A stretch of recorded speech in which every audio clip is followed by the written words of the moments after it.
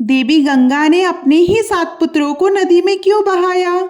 आइए सुनते हैं इस कथा को। ये कथा महाभारत और पुराणों में वर्णित है। अष्टवसु और श्राप की कथा। स्वर्ग में 8 वसु थे।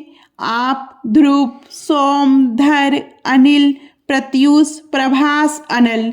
इनमें प्रभास नामक वसु ने एक दिन अपने साथियों के साथ मिलकर महर्षि वशिष्ठ की कामधेनु गाय नंदिनी को चुरा लिया।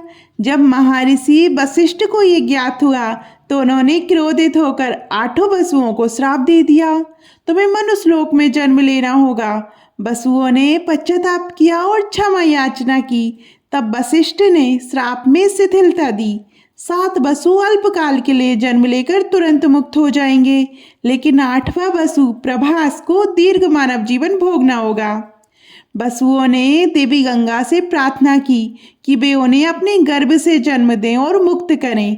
देवी गंगा ने सहमति दी। उसी समय पृथ्वी पर हस्तिनापुर के राजा शांतनु का राज्य था। राजा शांतनु ने एक दिन गंगा को देखा और मोहित हो गए। गंगा ने विवाह की शर्त रखी, आप मेरे किसी कार्य पर प्रश्न नहीं करेंगे। राजा ने स्वीकार कर लिया। विवाह के बाद देवी गंगा ने एक एक करके 7 पुत्रों को जन्म दिया। हर बार जन्म के तुरंत बाद उन्हें गंगा नदी में बहा दिया।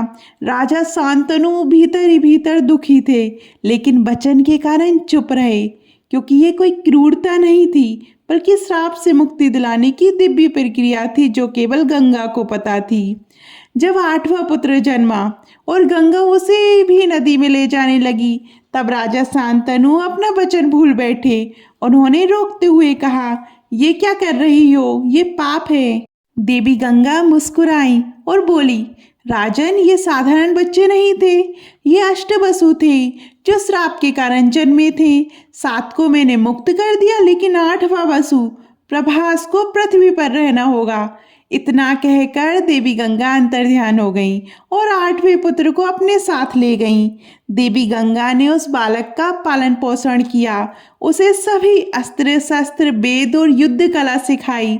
बड़ा होकर वही बालक राजा शांतनु को लौटाया। उसका नाम रखा गया देवव्रत, जो आगे चल के भीष्म पितामह कहलाए।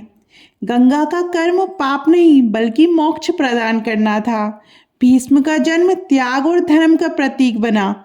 ये कथा बताती है कि हर दुख के पीछे एक दिव्य कारण होता है। आपको ये कथा कैसी लगी कमेंट में जरूर बताइएगा।